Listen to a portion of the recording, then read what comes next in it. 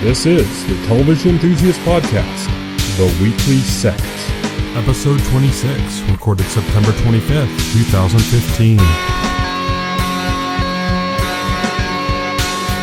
Hello, and welcome to the TV Enthusiast Podcast, The Weekly Set. I am your host, Tyson. Joining me today are Kat. Hi. And Will. Hello. For this week's podcast, the first of Season 2, we are going to cover what we've been watching and what's coming up next week. It has been a few weeks since we've had a regular topic like this. We've kind of been in that prep area for episode 25, and then episode 25 was kind of a special episode. So just a good time to kind of get back to basics and check in on that. So Kat was supposed to be on the 25th podcast. The last minute she wasn't able to make it, but in preparing for it, she did watch Buffy, so I thought that could be kind of the first thing we could go over in our what we've been watching category, since she did watch the episode. So I'm sure you've watched Buffy, so I'm sure you've seen the episode before. What did you think of the body? Like, what do you think, like, watching it again? I don't know. It's really weird to watch out of context.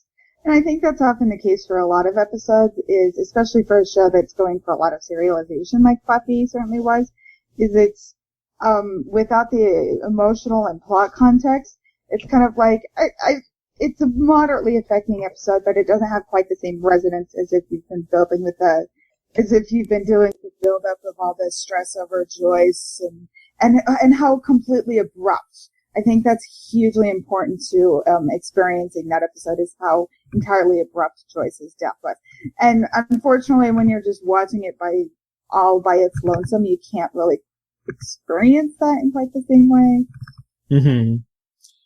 When we were discussing it on the 25th, we were mostly kind of talking about the more positive angles of it. But I did have in my notes that the way it would cut away for like commercial breaks and stuff, like the way it would kind of pan off into a shot or something, is like very much a product of its time. It's very unmodern, Uh-huh. And I thought that was kind of weird, like watching that, like I was like, yes, I kind of have this feeling that in some ways this would be better executed today. Like there's certain kind of standards that are a little bit higher in certain areas. But then again, there's a lot of kind of charm to Buffy that might be lost if it was done today, Oh, yeah, for sure. So, yeah, anything else? Will and I already kind of talked about it, but did you want to address anything we were just saying there, Will? Huh? Oh, nothing. I thought that was a deeply affecting episode, and definitely like very, I think it has a point where probably if you weren't following the show, you would like, who cares? You don't get the full emotional impact of this character dying. But I think there's another level. Like even if you just watch that one episode in a bubble by itself, there's like, at least like if you went through like a similar experience or something, you could at least relate to it on that level. Mm-hmm. Because it's not treated like a typical character death in like a TV show. Like you watch TV shows, people die in TV shows all the time, and it's not like treated. They don't devote like a whole episode to like people. Yeah. After people like grieving over it or anything, it's like in most shows, people die and then they grieve for like 5 minutes and then get on to whatever they were doing next episode. It's like not even mentioned. And it's like, and that's what I love about Joss Whedon, is that whenever he kills a character, he gets a lot of grief for killing characters, but he never killed characters without purpose, and he never killed characters without consequence. Right. Yeah. Exactly. I think Joss has gotten a reprieve recently in the aftermath of all the events in Game of Thrones. People transferred the killing the character mantle over, even though those deaths had all occurred in book form. years Okay, before. Josh, you kill a lot of characters, but you got nothing on George R. R. Martin. Yeah, right. I know, Joss. People hated Joss Whedon for killing characters, but that's because they hadn't run into George R. R. Martin yet. Yeah. I know those deaths had already occurred in book form, during the time that Buffy was around. A lot of that had already been out. Yeah, a lot of that had already been out. Yeah, it's just that people weren't exposed to it yet, so... Yeah, it wasn't like in the mainstream. It was like it was just some fantasy novel nerds were reading. Now, I don't think it has the same impact when if Joss like kills a character as it did before, just because people have acclimated to the post Game of Thrones, no survivor mentality or. Right. Also, I gotta say, Joss Whedon did kind of cop out on the last one. The last one he did, Kat was saying he doesn't kill people without there being consequences. Well, he killed Agent Coulson and then brought him right back. Okay, but that was not his decision. Did you not see all the Joss Whedon interviews? That wasn't his decision. That was a Marvel decision. Yeah, I believe. I mean, it's a comic book character, so comic book characters Marvel are actually done. Marvel has a lot of influence over what happens with their stuff. Like the people they hire to make these don't have that much influence. But it's cool how they handled it in the show because they did make it an issue and they did make it emotionally resonate and have a consequence to it. Yeah, and I think that demonstrates the important point is that it's okay. Personally, I'm okay with bringing back a character that died, but there needs to be impact from that. And Joss Whedon is still consistent with that because he brought Buffy back from the dead, and all of 6th season is dealing with the consequences of that. So it wasn't like Buffy came back from the dead and just shook it off and so moved on and we all forgot about it. It was deeply impactful for the entire rest of the season. So I think Joss Whedon, he kills characters and he brings back characters, but he doesn't do either carelessly. And that's my main problem with comic books, when they kill off a popular character and then they resurrect them. It's done without any consequence whatsoever. The death of Superman or the death of Superman or something. It's because they do it in the first place. The death in the first place is a marketing stunt to sell more comics. And so when they inevitably bring that character back, it's hey, everything's cool, and it's no consequence, and that bugs the shit out of me. Have either of you seen the video that Max Landis did about the death of Superman? No. Max Landis is the writer of Chronicle, and he did a YouTube video about the death of Superman and about how it made death it already kind of had been happening in comic books, but it kind of cemented death in comic books as this kind of whatever kind of thing, it doesn't really matter. It's a great video. It's really funny. It's got Elijah Woods in it and a bunch of other people are in it and little cameos, and it's basically just him describing it and then some really low budget depictions of kind of events from the storyline and stuff. So if I could bemoan anything about modern American comic books is that they've become more and more about publicity stunts than actually about telling good stories. And there's marketing stunts and these event comics where some event has to happen, but it really has no consequence or impact at all. And I don't feel like it's been about telling good stories for a while now, and it's not good. Well, a lot of the really good writers they had have also kind of gone off and done different things now, so they're kind of established their own careers. If they're doing comic books, they tend to be doing kind of these short, limited run graphic novels now and stuff. So it's just that the whole thing's changed from that perspective. So, but yeah, let's move on because we're getting off topic now. We are. So the next show I wanted to talk about was Narcos. Now, have either of you got a chance to watch an episode of Narcos yet? No. Will? Nope. Okay, so Narcos is on Netflix. It's a Netflix original. I believe it's 10 or 13, something like that. I think it's maybe 10 episodes. Don't remember, but I watched the whole thing. It's actually really good. It kind of has a bit of a Breaking Bad vibe to it. But it's narrated, and the narration kind of takes a little bit of the sting out.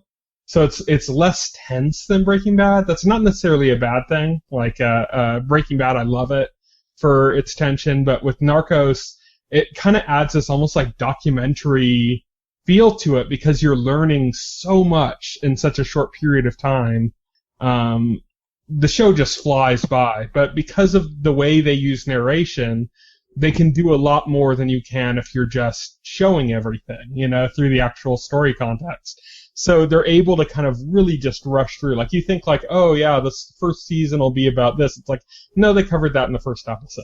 It's like, they're way past that, and they're just rushing through the story. And it's really exciting to watch. And, it's of course, it's a true story. It's about Pablo Escobar, the famous Colombian, drug cartel, runner or head honcho. But yeah, it's pretty fascinating to watch. You learn so much about just like the sheer amount of money that the cartels were making. I mean, I didn't know, like, they were on the Fortune 500 list, they were like some of the richest people in the world at the time, that all of this was going on at the heyday of the 80s. But yeah, it's a really fun show. So, do you guys have any interest in it at all? I don't think I know enough about it at this point, and I have so many other shows on my plate. Probably not. I'm with Kat on this. I don't know enough about it, and there are other things that I want to watch, like Mr. Robot, for example. So probably I could say I'll probably get around to it, but it's not like an immediate thing. Yeah. Well, I mean, that's it's the way these Netflix series are. They go up all at once. Because it's a Netflix original, it's not like you're going to be like, oh, I have to wait and make sure it's not expiring. It's just kind of there. So you can kind of hit it at any time whenever you hit like a dry spell and you just want something. But yeah, it's a good show. Pedro Pascal's great in it. He's not the lead though. He's not one of the main leads in the show, but it's great seeing him again after his, just amazing performance on Game of Thrones. But you mentioned Mr. Robot, and that's the next show I want to discuss on here. Neither of you have had the opportunity to watch Mr. Robot yet. No, I'm sure, right? No, I haven't, unfortunately. No, I've heard so much about it now at this point, but I've wanted to have watched it by this podcast, but unfortunately work got in the way, and there was just no time, like, in the morning or at night, for me to watch it. So, Mr. Robot, I mean, without getting into too much, because I want to leave it open for you to be able to enjoy. I've kind of described it, in my impressions I've done of it, and other times I talked about it on the podcast. It's basically Fight Club, the TV series, with hackers. I mean, and I don't mean that in a bad way, like, oh, it's ripping off Fight Club. I mean, like, it nails that tone, like, completely. The way it's paced, the way it's cut, the way the music fits into it. I mean, everything, the kind of unreliable narrator aspect of it. It's really fascinating. It's dense, super deep, super gritty. And I think the most interesting aspect of it is just that it's a USA show. This is, this is something you'd expect on like AMC, maybe FX, maybe like a Netflix series or something, but this is USA. I mean, this is like the channel where you're used to something like Psych or Monk, Right. Very big change for their network content. But yeah, it's a great show. I won't say too much. I mean, I've seen the whole first season. Amazing ending. Like, one of my main concerns about the series after watching the pilot was how it was going to kind of keep up the quality, and it does. I mean, it definitely does. It's a great show from beginning to end. Well, end of the first season. It's already been picked up for a second. But, that's pretty much what I'll say about that. Hopefully, Will, you get a chance to watch some of it and we can talk about it a little bit more. Yeah, definitely. Kat, do you have any interest in Mr. Robot? Probably somewhere down the line. Again, my plate is so full. I think I'm like watching a dozen shows. I'm capping it out at that.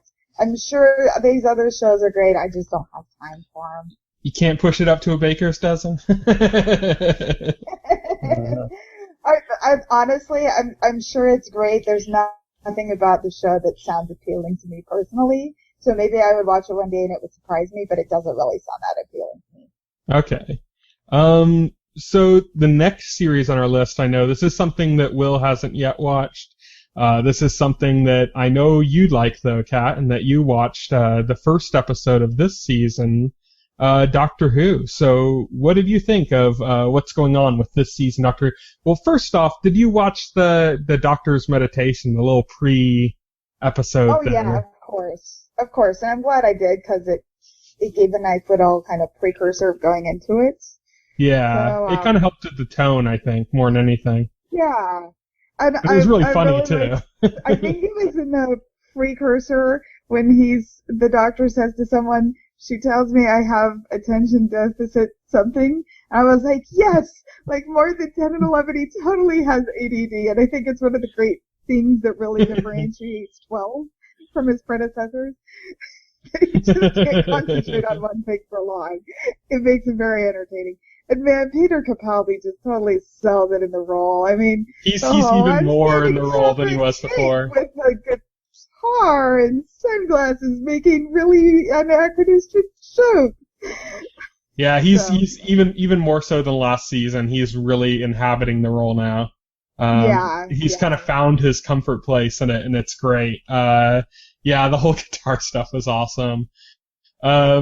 What did you think of the kind of villain that they're brought in with this episode? Davros? Yes. I mean, it's an interesting idea. I liked that little clip that they played of Tom Baker saying, that if we met the child, then we should kill it. And I don't know. I felt like the episode spent so much time spinning its wheels, not actually having a plot, that I have no idea how I feel about where this is going to go, and I'll have a much better sense, I think, once I've seen the second half of it. I mean, Clara and Missy died again, and the doctor then somehow went back in time after he left Davros. I mean, like, it's clearly setting things up, but there was nothing definitive, so I don't really know how I feel at this point. Did you like Missy's introduction? Well, I think Michelle Gomez You're so fine. Freaking hilarious. Well, she was singing that because I just rewatched the 8th season finale, and at one point she was singing that, and I was just like, "Oh, that's so perfect! She's so funny." Yeah. And actually, this is kind of a tangent, but I just have to mention because it's so cool. We have a con going on here right now, and I just got to see Jenna Coleman this morning. Oh, cool. Oh, that's awesome. Yeah, she couldn't talk a lot about the new season. Yeah, What? New York, huh? What was that, Will? The New York City Comic Con coming up October 8th here. Yeah, they're just starting to, I wasn't sure how much TV stuff they were going to have, but they're starting to ramp up on that right now. I know they're going to have a pretty big presence for Evil Dead there, and Game of Thrones panel is happening. Cool. Yep. I'm gonna be able to go Thursday, October 8th, but that's the only day I'll be attending. We'll have to see if we can arrange something. We can see if anything's going on then with our press contacts and see if we can get you into anything. Not sure. We don't have that many yet, I think a lot of those stuff tend to be during the weekend too. I haven't gotten any invites to anything happening at Comic-Con in New York City. I guess our I guess the networks don't care about that or something. They probably have something going on. They just might not have us flagged for that particular convention or something. But I'll contact them and find out that you're going for the Thursday.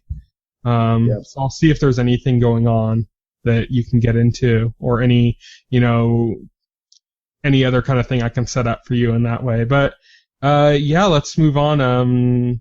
Doctor Who, I really enjoyed. I really thought that this episode, it did a great job of kind of setting mood and stuff. Like you said, there's like really nothing happened. It was all set up, kind of, Yeah. But they did a great job on the mood and stuff, and a great balance between kind of like that kind of dour mood, and then also like some really kind of good, funny moments throughout. So I enjoyed it, and like I said before, Peter Capaldi is inhabiting that role like better than he even did last season. He was great right from the beginning last season. Now it's just he is the Doctor. Yeah, I completely agree. So let's go on. Will, you've been watching Gotham. You wanted to kind of get into the horror of the experience. Kat, you watched further than either of us did before. Did you make it to the end of the first season? I did. With my sanity intact. Oh, wow. That's a very good show. So how far have you gotten through now, Will? I think I'm on episode 4 now.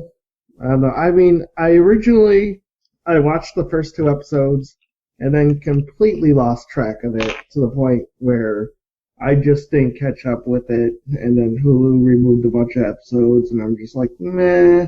And so it went up on Netflix recently. And so I'm like, well, there's an excuse to catch up, I guess. And so I watched 2 episodes on Netflix. So I think I'm up to episode 4 now. No, 3, 4. I'm up to episode 5. And so the ones I watched, some of the worst ones, I think, actually. That's like around where you have like Balloon Man, I think, and that was the Balloon Man episode. I thought that was like so hilarious. It's like stupid. It's like he cuts people with weather balloons. I felt like they almost had something to say about vigilantism. Yes. Yeah, that's the problem. No, it's almost. Ever so briefly has these moments, and then it just fails again because. Yeah, because they have like young Bruce Wayne reacting to this vigilante, and then he says something like, at the end he says something like, he killed people, so he's no worse than them. Or he's just as bad as they are. And it's like, I mean, as far as episode, it was an okay episode. The things I really love about the show is I love Donnell Logue as Harvey Bullock. I think he's watch great. Terriers. That's on Netflix as well. He's like one of the main characters on that show. I mean, I heard a lot of good things about Terriers. Yeah. He is just a fantastic actor. I think he's too good. He is way too good for this show. Yeah. I mean, one of the best actors on that show. Yeah, and he really stands out, and it's like you can tell like he's making the most of the material he's given, and sometimes it's not that much. Is it wrong that I love his character more than Jim Gordon? Wow. He's less wooden. He's more real, you know. Yeah. He gets the show more than what's his name? Ben McKenzie? Yeah, Ben McKenzie. Jim Gordon. I think he gets the show more than Ben McKenzie does. I think so. But so I love him. I love the whole idea with the competing gangs and the Maroni and the Falcone stuff. I like that.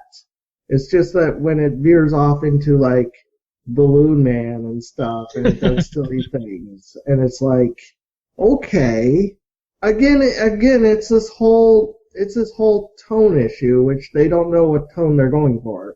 They're going for serious crime. They're going for, like, half the time they're going for serious crime drama with something to say about the mob and police corruption. And the other half, they're making like a modern version of the 1960s show. Yeah, and the other half is 1960s Batman antics. Yeah. And again, so are you going to keep watching, or have you gotten your fill? I'm gonna keep watching because apparently the Joker appears at some point, and I want to see their version of the Joker now. Keep your expectations pretty low. I'm just at this point, I'm just morbidly curious to see how stuff factors into it and plays out. And so that's what's keeping me going. Yeah. So let's move on from Gotham. Have either of you watched any of the new network shows that have been kind of coming out in this last week? No. Nope. I haven't been keeping up with them. I got the chance to watch Blindspot, Minority Report, and Limitless. Those are the new ones that I've watched so far of the network shows that are back.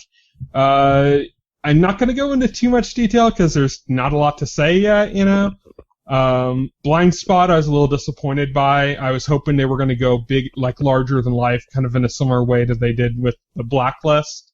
They didn't go far enough in that direction. The kind of elements they've kind of revealed of the bigger mystery aren't that compelling. I love Jamie Alexander. She's hard not to love. She's great, but it's just there's just not enough here, I'll keep watching for a while and kind of see where they go with it if they find a way to kind of go, because pilots are pilots. It's hard to kind of judge everything that's going on from it, but I was a little disappointed. I was just hoping the way it was kind of presented, I was really hoping that they were going to stick with that kind of Blacklist-esque larger than life kind of characters thing, going on for the expert stuff, and it doesn't seem to be doing that, which is a little unfortunate.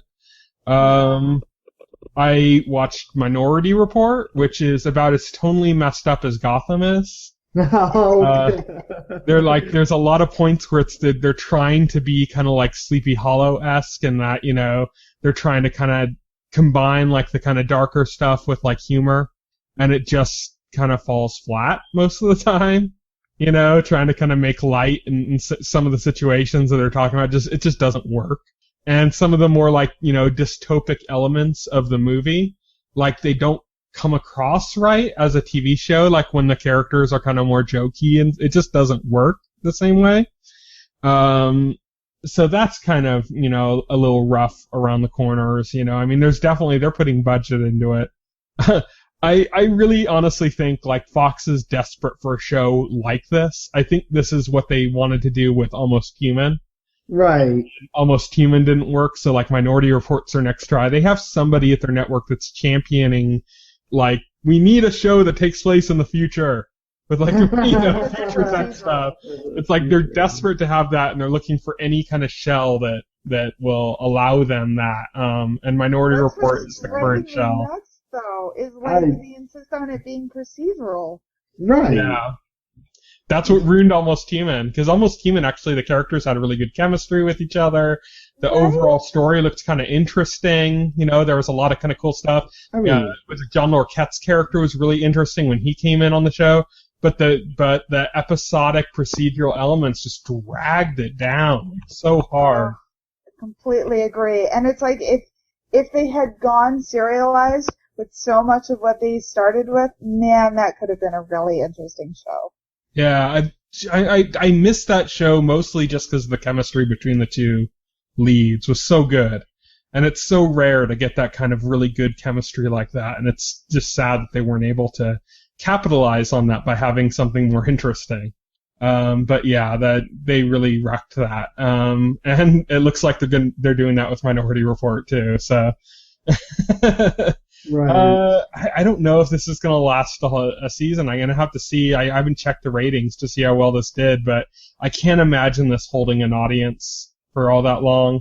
And it looks pretty heavy budget-wise.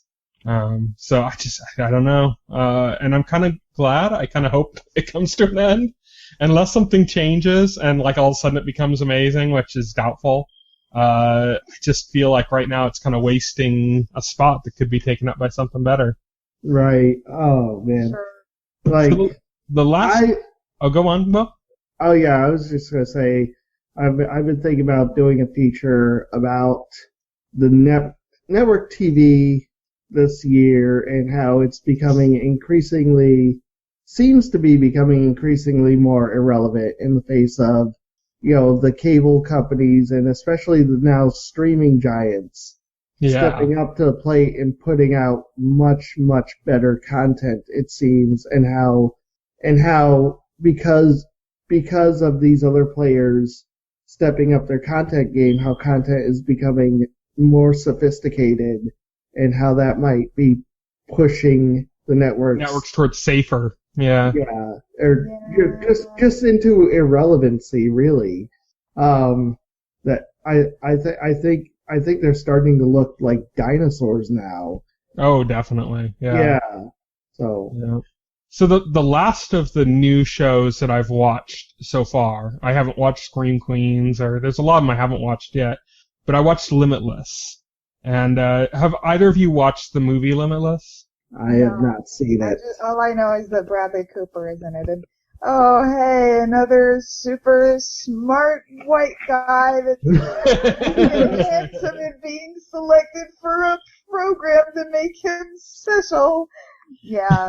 That was actually the working title. Not really selected for a program, though. It's not like that. It's he just ends up, and it happens the same way in the show. He just ends up, encountering it. It's almost like a street level drug that has this beyond kind of effect.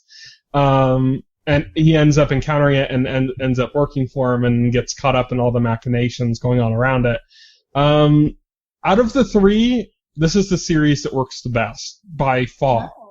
It's really fast paced. The narration kind of keeps it going, kind of adds humor in the right places. It's got the tone right.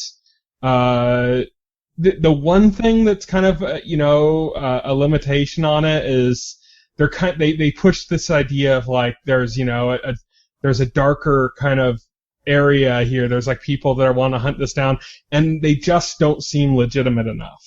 And I think that it's going to become more episodic, and I'm worried about that. And it seems like by kind of defanging the antagonist in this sense, which there isn't a real clear antagonist, it's more vague, but by making them seem so defanged even so early on, it's setting itself up to be more episodic. And that's my concern. But as a pilot episode, it's by far of the three, it's the best. Oh, that's good to hear. So yeah, it'll be interesting to see how that progresses. Bradley Cooper makes a brief appearance in the pilot. And yeah, I mean, I don't know what they're going to do with it. I think the antagonist problem is their real problem right now. They could really learn a lesson from, what their, CBS, because this is on CBS, CBS's person of interest has been able to do, by having like really relevant antagonist.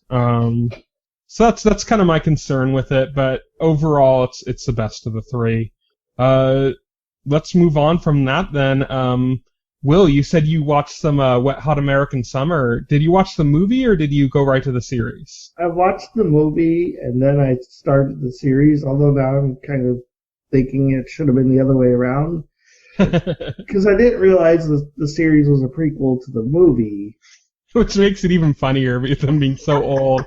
Yeah, I know. Right? People are saying, I'm a 16-year-old girl. It's like yeah, I'm a 16-year-old. I know, right? It's alright, I guess. I don't know. I'm not really like into it. Like I guess the humor they're going for doesn't really like resonate with me. It's so ridiculous. Yeah. And you just kind of have to accept that. I think I struggled in the first episode dealing with like how poorly some of the actors have aged. Not all of them, but the guy has aged very badly. Especially compared to a lot of the other people, like Bradley Cooper, who looks like way better than he did when he was in the movie. Yeah, that's possible. Yeah, and Paul Rudd, who looks almost identical. Yeah, Paul Rudd doesn't age, apparently, I guess. Yeah. But yeah, man, the movie I thought was really funny in ways I wasn't expecting. Right, yeah. My favorite scene was probably in the movie was Paul Rudd throwing the tantrum. Oh, that was my favorite scene too. So like, you're gonna have to pick that up, and he's like, ugh, yeah. It's funny. He just throws the plate down on the ground, and then he's like, "You're gonna have to pick that up." He says, I'm busy." It's like, yeah, it's so perfect. They nailed that, that just kind of ridiculous, angsty, teenage anger, kind of lazy, frustrated. That whole mix, they just nailed it. Yeah, Paul Rudd just nails that. The series is really interesting though. How far have you gotten in it? 4 or 5 episodes in. See, I was initially impressed by the amount of big players in the cast that they were able to get back. I mean, Bradley Cooper, which we mentioned before, but also Janine Garofalo and Paul Rudd. It's amazing. The entire cast from that film is back for this, which is a ton more too. That's what's crazy. Yeah. Is a bunch of other really big name people. I mean, John Hamm's in it. Yeah, John Hamm shows up. Yeah, John Hamm shows up. Who else was in it that was kind of blowing me away was Jason Schwartzman, Yeah, Jason Schwartzman shows up he's a character in this. He's not in the film. And so I don't know which one it is, but one of the two from Key and Peele.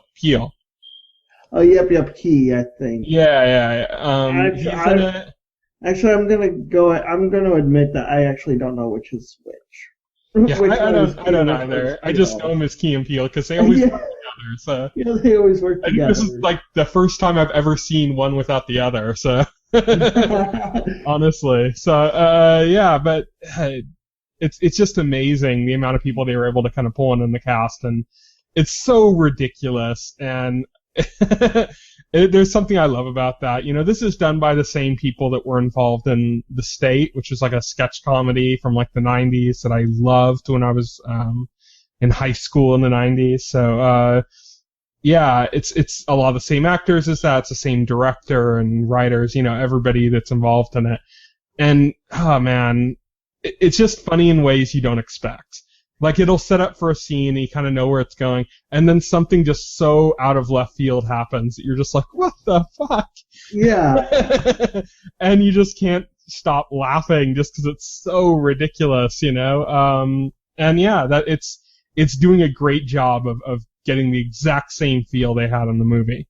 It's just exactly like it. I mean, it only just fits perfect. I mean, I like the parts of the movie where Paul Rudd is these kids are swimming, and Paul Rudd is gets them out of the van. Yeah, well, the one kid drowns, right? Yeah. And then the other kid who witnessed Paul Rudd letting the kid drown, he takes him in a van and he tosses him off the side of the road. And that happens twice. Yeah, it's so good. Let's move on from that, though. I hope you watch more of that. I end up really enjoying the series through its finale, and I'm hoping that we get another season of that. I thought it was interesting how you get the origins of some of these characters from the movie. Yeah, but that's also really unexpected. The can of vegetables, and the talking can of vegetables. Apparently, we find out how that happens, and I'm like, okay. I thought the ending was absolutely hilarious too. So you're gonna, if you stick through it, there's not that many episodes. I think there's only 6 or 8 or something like that. Yeah, I think when I checked, there's only 8. So yeah, I should be able to finish it pretty soon. Yeah, I plan to finish it. So, Kat, did you ever watch Hot American Summer, the movie? No, and from what I've read of it, it probably isn't my style. It's not going to be for everyone. It's one of those things you can't just blanket, recommend. It's one of the weakest thing is the weak point where it falls flat to me is that there's no real characterization of the characters. It's they're caricatures. They're caricatures and everything's a gag. So yeah. there's a story there or something, but it's very It's you know, spoof comedy is what it is. it's very stereotypical, and the characters It's more like a weirder Naked Gun as far as like humor style or something.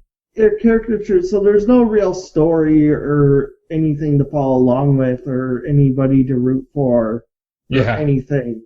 You just watch it for the experience of just like the weird stuff it throws at you. Yeah, it's just a bunch of weird, goofy stuff happening.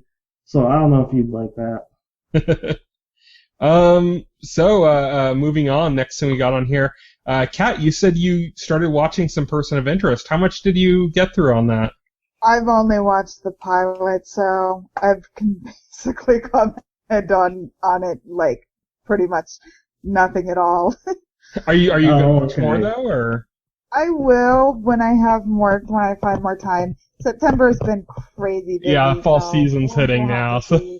Person of Interest, yeah, I got really into that. I think I was like, I think I actually finished the first season, but then I didn't get around to the second season or anything after that. So Person of Interest is more of a Batman show than Gotham is. It is. It is. It's just that they split Bruce Wayne, like they split the billionaire and the Batman part to like, two different people. Yeah, two different people. They basically made Alfred the billionaire. I said that, yeah. I said that when it first aired. I said, wow, James Cavill in the show is basically Batman.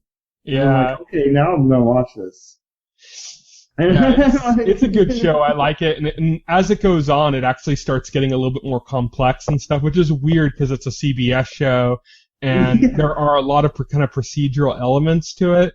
But it gets kind of like, at certain points, all of a sudden you'll get like a spike of serialization, just like pops into it, and then like, it starts getting more complex, and it starts getting into like kind of like, ethical dilemmas about artificial intelligence and stuff. It starts getting more complex in that area. And there's certain parts of it that end up being like remarkably prescient to like stuff that ended up happening with like, the Snowden leaks and stuff like that. Which is kind of amazing that they nailed that so well in certain areas. But I remember when this series was first being kind of promoted, and they kept talking about like how, it's kind of like Minority Report with the pre-crime stuff, but like in this more realistic way. And the way they were kind of presenting it, I was like, I'm kind of more interested in the action side, but that kind of stuff doesn't look that good. That's kind of stuff ended up being my favorite part of the show. It really works. It makes sense. Like the way they're using artificial intelligence makes sense, where you could see that this is something that could legitimately happen in a couple of years. Not necessarily in the same way it happens in the show, but the way you could use surveillance in that way is, we're very close to that. And it's kind of cool to watch on that. So, yeah, you have some more kind of exciting stuff coming up. I think when you start to get into like characters like Root and stuff, which is kind of towards the end of the first season, I think. You got a lot more exciting stuff coming up, so I hope you stick with that and you get a chance to watch them again, but I understand if you're not going to be able to watch it for a while because, yeah, it is fall season just hit. So it's just like a new show every day now. I know, which I'm so excited about. I mean, to me, this is like almost more exciting than Christmas because I'm like, oh, yay! It's like Hanukkah with the 8 days. You're like, I get to unwrap another show! Exactly. But yeah, Person of Interest is definitely, it's a really good show I like. So I'm hoping you get to enjoy it more. What were your kind of overall impressions? Did you like it a lot, or did you have some misgivings? Of person of interest? Yeah. Oh my gosh, it's so hard to judge a show from a pilot, so I really don't want to try to pass judgment on this point. I think it's because I know that I have the whole of 4 seasons ahead of me to watch, that I'm like, I think if I were just watching like a brand new pilot for a new show, I might feel differently. I might be like, I'm testing it out. But I'm sitting down knowing that I have 4 seasons to potentially binge watch. So I don't feel like I want to pass judgment yet. And I don't really have any strong reactions to it, so. Well, I'm hoping, yeah, that we can hear some more from you on that. I'm hoping, Will, you get a chance to kind of catch up after what you left off on season 1, because yeah, it's coming up. I think this current season looks like it's going to be its last, but it looks like it's probably going to be a pretty good final season from everything I've heard of what they're going in on with it. So yeah, it's a good show.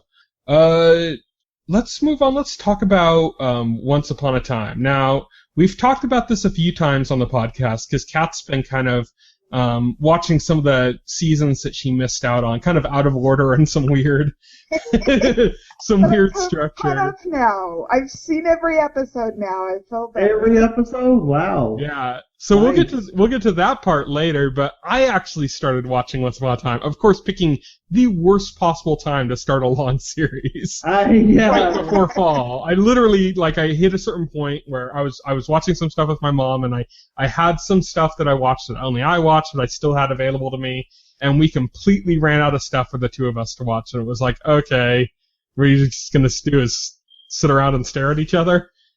Let's find something to watch, and I'm like, oh, I guess we could start Once Upon a Time, and so we actually watched quite a bit in the first couple days, and now we're probably not going to watch it again for like a year or something. Oh my god. Just because of all the shows coming back on. Season 5 is going to premiere soon, and I'm looking forward to that. I'm excited. Yeah, I'm going to be I'm excited. excited. I think I'm maybe like 5 or 6 episodes into the first season right now. Oh, okay. So I'm right at the beginning. I think the last episode I saw was the one with I think it was the one where they focused on the backstory for Rumpelstiltskin. Oh, okay. And you learn about, his son and all that kind of stuff. Yeah, pretty much like his whole motivation. Yeah. You get more into his motivations. That's a good episode. That was one of the standout episodes in the first season, I thought. So yeah, that's cool. Yeah, so I saw that, and I saw the Jiminy Cricket episode, where you find out about him when he was a human and before, and so yeah, it's been entertaining. I guess that's the best way I can put it. It's not super compelling to me, but it's definitely entertaining. Here's what my caveat with Once Upon a Time.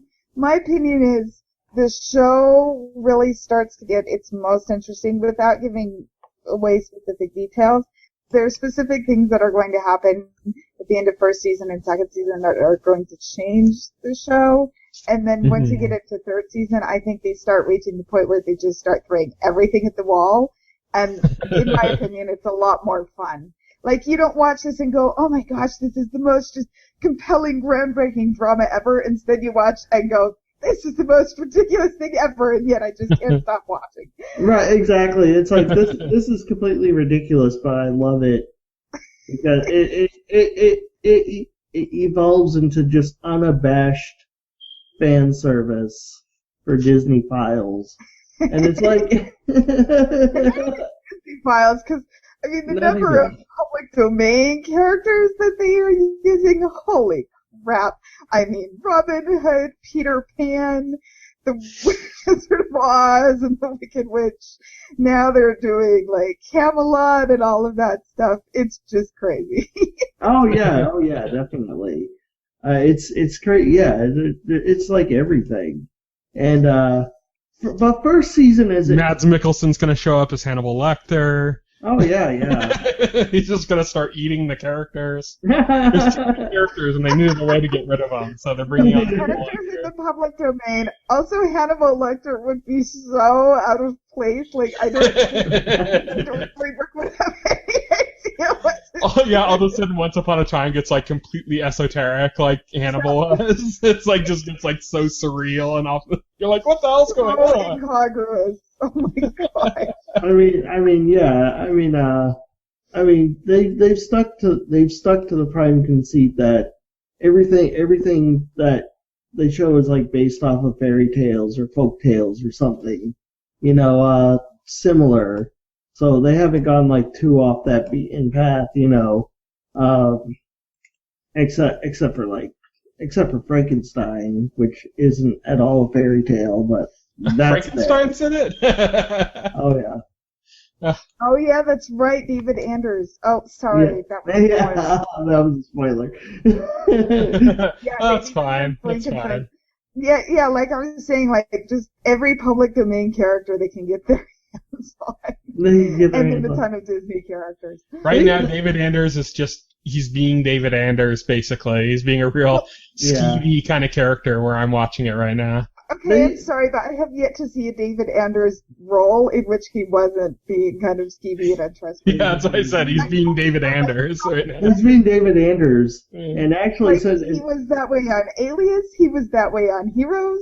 He was that way on Once Upon a Time. He's that way on iZombie. On iZombie. I mean, holy cow. Is that how he is in real life? He needs to be in a family sitcom where he plays like a really kind father. No, he needs to be in a family sitcom. He needs to be like a Bob Saget-esque father. Like no, he needs to be in a family sitcom where he's the father, but he's still this skeevy guy. So I was watching that stuff, the early seasons. Kat, you've caught up on the show now. You're getting ready for the next season. Can you tell us a little bit about how you felt about this most recent season of Once Upon a Time? Yes. I thought it wasn't as strong as third season. Third season. Fantastic villains, like because they cut each season in half, and they'll have and I think at their best, then they'll have like, here's the villain for the first half of the season and the story arc, here's the villain and the story arc for the second half of the season. Yeah, starting with the third season, they do 2 story arcs. It's kind of like Walking Dead.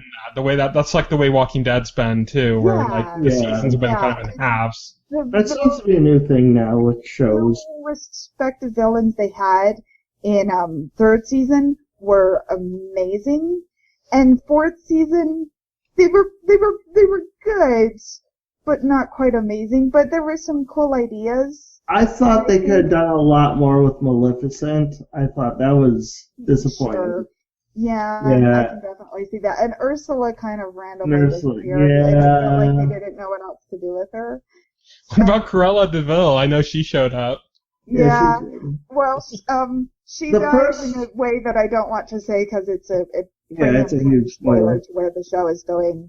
I thought, with respect to fourth season, I thought the first half of the fourth season was much stronger than the second half. Yeah. In regards to the whole story, even the villain, like the Snow Queen was a very strong villain. Especially Elizabeth Mitchell. Oh yeah, especially Elizabeth. Fantastic actress. She really did a great job with that. Of course, Juliet from Lost. Yet another actor from Lost. Oh yeah. She was such a good pick for that. And I think it was because I agree with you. They specifically had, okay, this is our Frozen arc, right? And they had that guiding the whole season. So I think that made it a lot of fun. That being said, I thought it was like really cool how they took like Frozen and they managed to incorporate the actual fairy tale that Frozen was based on into that story arc and kind of bring it all together. That whole thing, and I mean this in the most positive way, that is one of the most fan fiction series done. Well, that seems like what the whole series is. The series is a giant crossover fan fiction. Also, I thought the actresses for Elsa and what's the other Anna, and I thought they were also great too in their parts. They were perfect. Yeah. It was like they were like the cartoon characters come to life. It was nuts. Yeah, casting show is consistently really great. Yeah. Really great. The one thing I will say, I hope this isn't giving away too much, but I do want to say that I liked about the back half of fourth season is they spend a lot of time kind of building up this whole turning Emma dark and Emma becoming evil, and it was a big concern, and then they kind of resolved it and then found a noble way for her to turn dark. And I really liked that. I thought it's like if you're going to turn your main character dark, which is going to be a lot of fun, I like that it was done for selfless reasons. Yeah, it was because of her doing a noble and selfless act that she becomes dark, rather than out of doing something totally evil and selfish. Like the arc was like building up, or like they were trying to make happen. The villains in the arc were trying to make happen, and I thought that was like really cool twist. Yeah. I'm glad. I think that's a smarter way to do it also, because I think it's a lot easier for us as the audience to continue to root for her and feel sympathy for her, knowing that that's what brought it about. Whereas if it had been done for selfish reasons, I think it would have been harder. I think so. I thought that was a very, very clever way of doing it. I'm excited to see what happens with that when the show returns very soon now. Show returns this Sunday, and that's a good segue. We're going to kind of wrap up the podcast just by talking about what's coming up this next week. So, I mean, it's fall, so there's a lot of stuff. Let's go over it real kind of quick. Let's kind of rush through this. Saturday, September 26th, Marvel's Guardians of the Galaxy comes out on Disney XD. This is, basically the interpretation less of the comic book and more of the movie. I don't really watch a lot of these kind of cartoon, like these adaptations nowadays. I think when I was a kid I was more into that, but not so much now. Are either of you interested in this at all? Not really. Yeah. I don't watch these cartoons anymore. Yeah. If I was 10 years old, I'd be all over it. Yeah, I'd be like super excited, yeah. Oh yeah, just like when like the original X-Men cartoon came on, and I always got like super pumped for that. Yeah, or like the Batman animated series. Batman animated series, especially. I was like, that stuff, but now it's like, I can't really. So the next day, this Sunday, September 27th, we talked about Once Upon a Time. That's coming back. That's yes. Weekend. By the time you listen to this podcast, it'll be like the next day, basically. This podcast would be up on Saturday. So yeah. Once Upon a Time, like, I'm still like wondering when it's going to turn into Kingdom Hearts. Like, just bring Sora and Riku into it. Yeah. TIE Fighters and Iron Man. TIE Fighters and Iron Man. It's all gonna happen eventually. No, I don't know.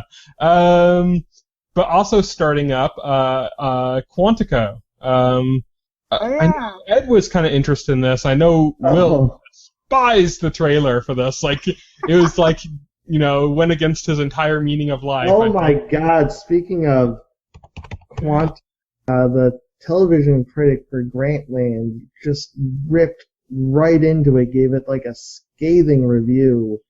Oh my God! They said he said something like it was good in the way that a reheated burger was good. It's like he's like, this is cheese. Kat, did you have any interest in this? In Quantico? Yeah. I could see totally trying it. I think just because, as I've already said, to me it looks like a cross between Grey's Anatomy and Alias. Yeah. Both of which were like these absurdly outrageous shows that I have enjoyed in the past, even though both definitely went off the rails in their later seasons, and Grey's Anatomy continues to do so. So hey, why not? Grey's Anatomy's still on? Fuck.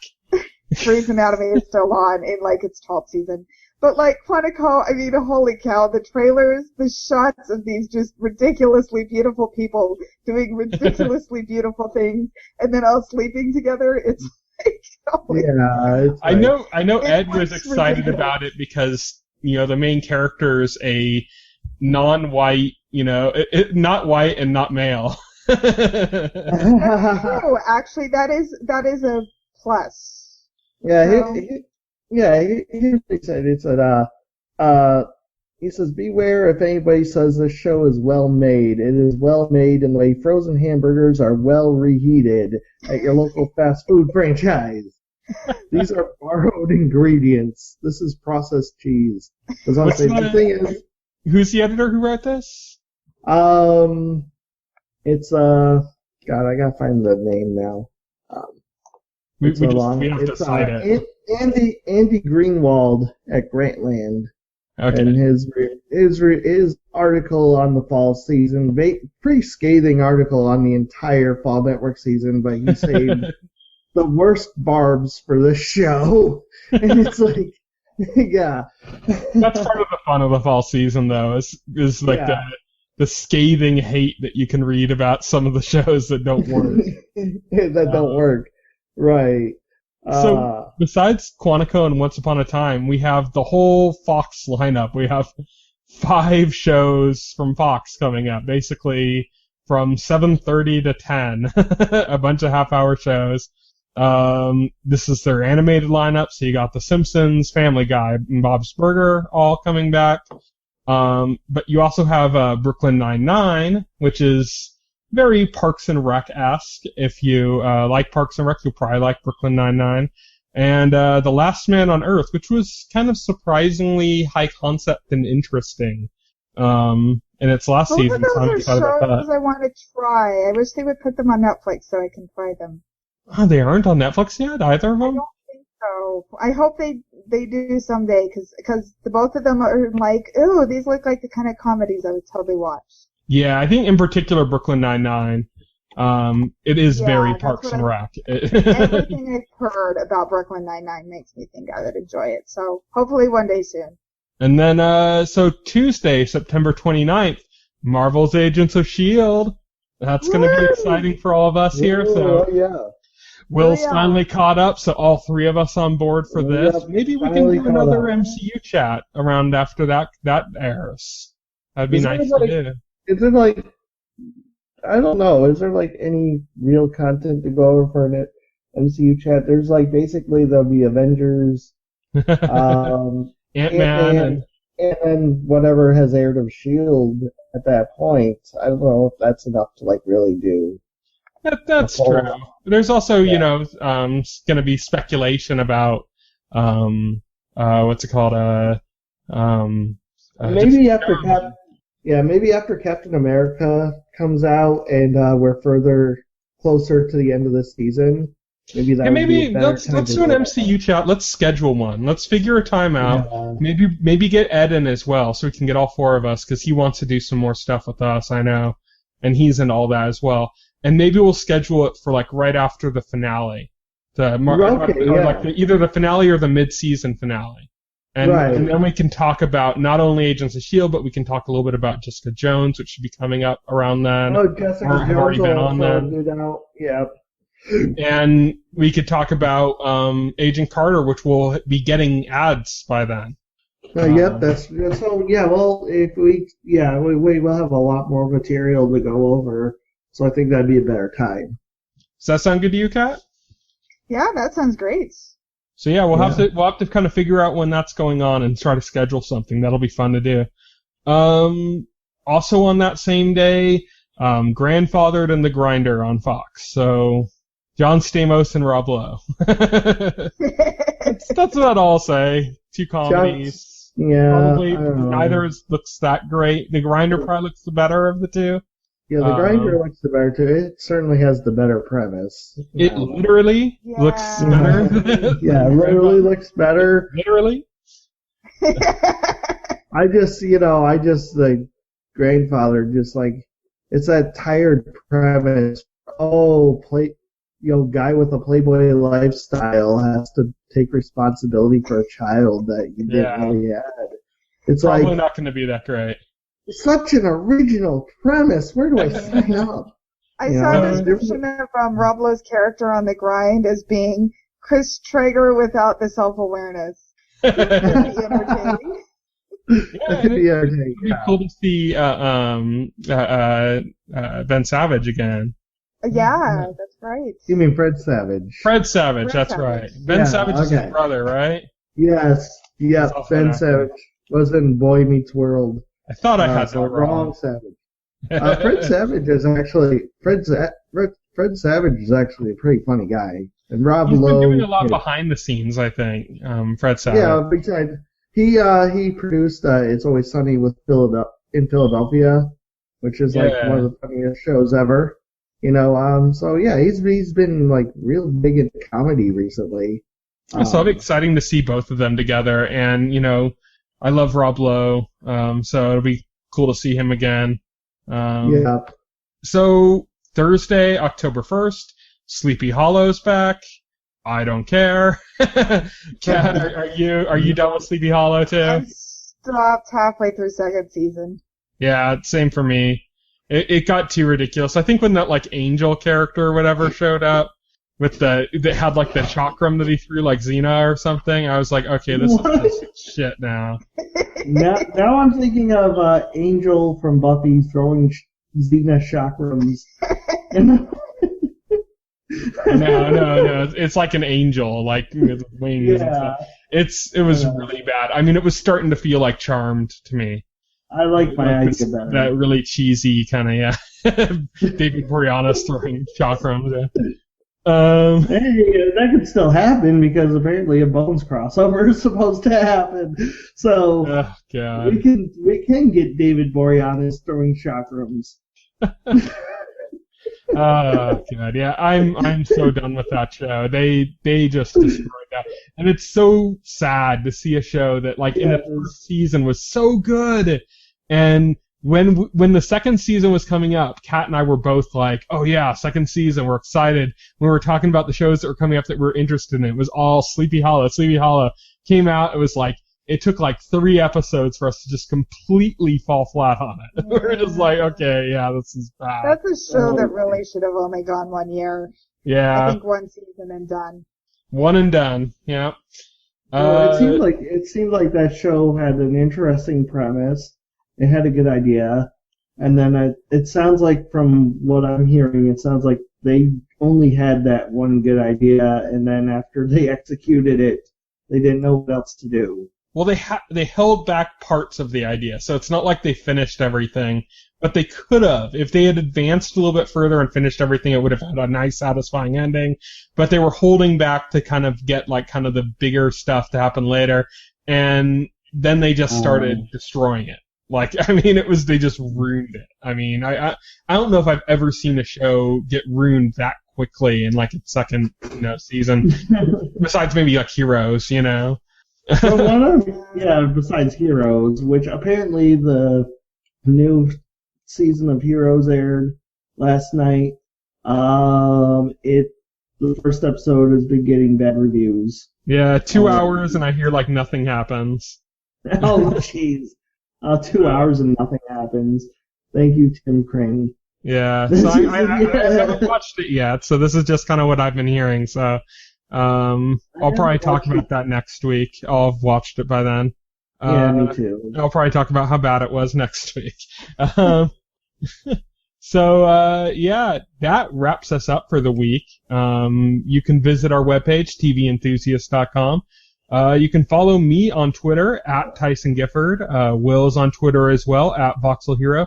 Kat, do you have any social media links you use? Do you use Twitter or Facebook or...